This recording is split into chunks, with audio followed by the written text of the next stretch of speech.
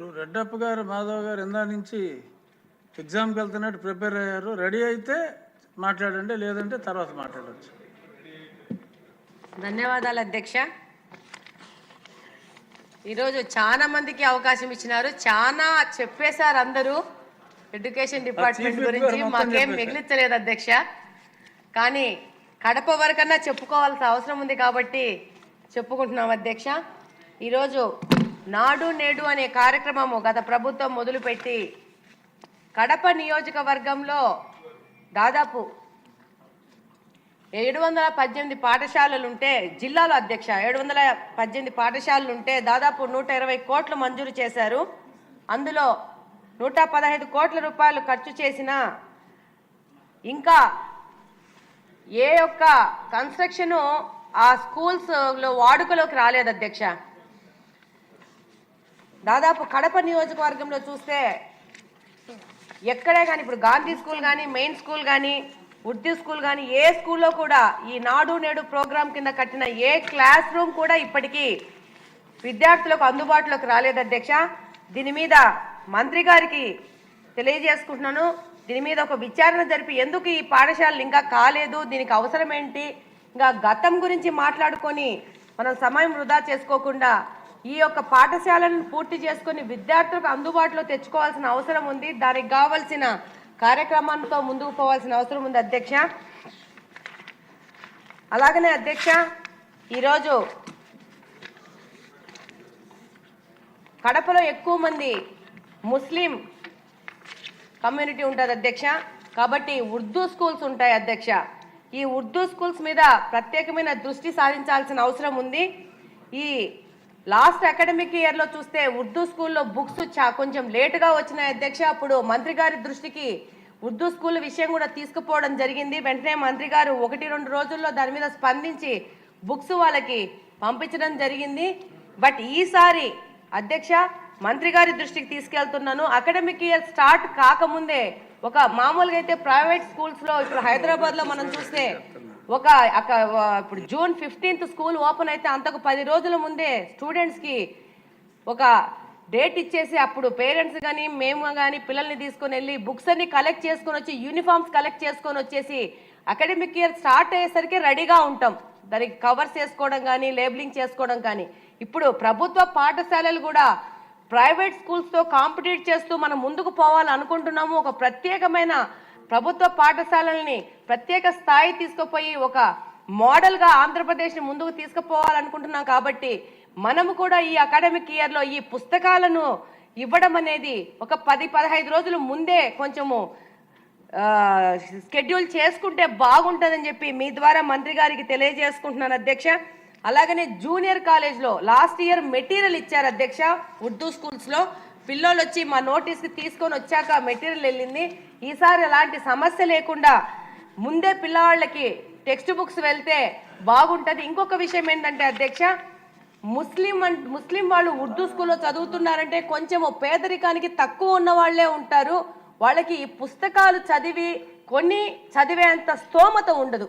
ఇది point note చేసుకోవాలి అధ్యక్ష. అందుకని మంత్రి గారికి మీ ద్వారా తీసుకెళ్తున్నాను. వాళ్ళకి ఉర్దూ స్కూల్లో ప్రత్యేక శ్రద్ధ తీసుకొనేసి వాళ్ళకి పుస్తకాలు ముందే వెళ్ళాల్సిన అవసరం ఉంది. అలాగనే డిగ్రీ కాలేజ్లో వాళ్ళకు కూడా ఉర్దూ కాలేజెస్ వాళ్ళకి ఇంతవరకు పుస్తకాలు వెళ్ళట్లేదు, వాళ్ళని కూడా మనము గమనంలోకి తీసుకోవాల్సి ఉంటుంది.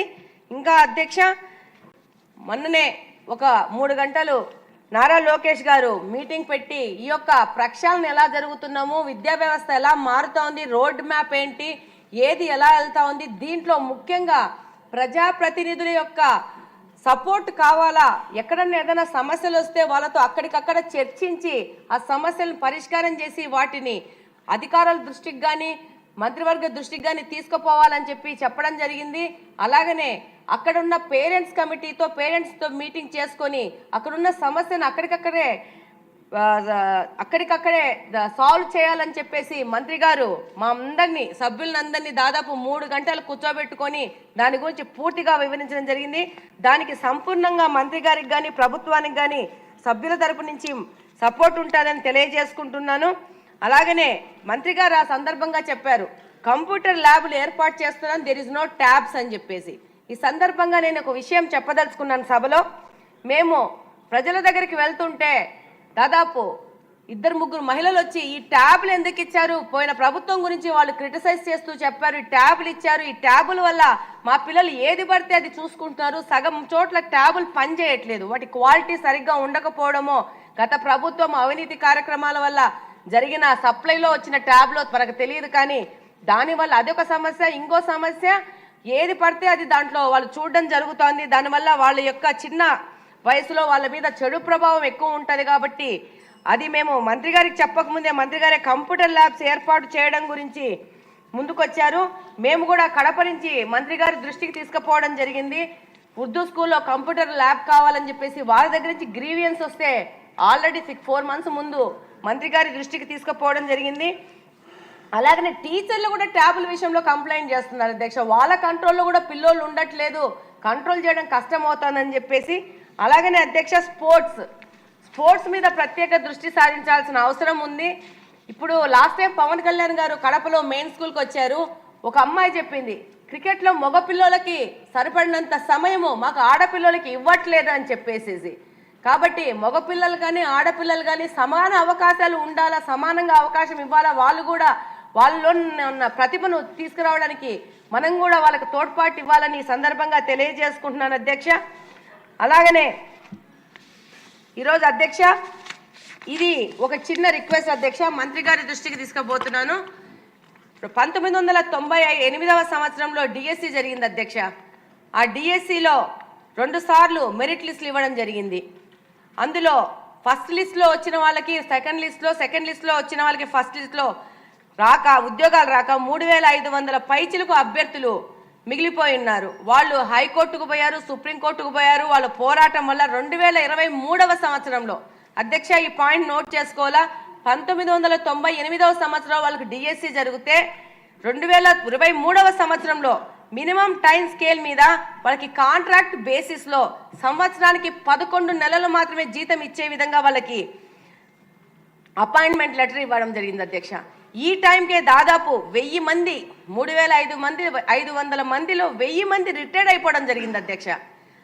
దీనివల్ల వీరికి కూడా రిటైర్మెంట్ వయసు 62 సంవత్సరాలు లేకపోవడం వల్ల దాదాపు 1000 మంది రిటైర్ అయిపోవడం జరిగింది అధ్యక్ష. ఈ నియామక పత్రాలు తీసుకున్న వాళ్ళు కూడా మరో 2 నెలల్లో రిటైర్ అయిపోవడం జరుగుతూ ఉంది అధ్యక్ష. ఇప్పుడు కొంతమంది కొనసాగుతున్నారు అధ్యక్ష. వీరిని కూడా మీకు మానవతా దృక్పథంతో మంత్రి గారి దృష్టికి తీసుకెళ్తున్నాను మీ ద్వారా.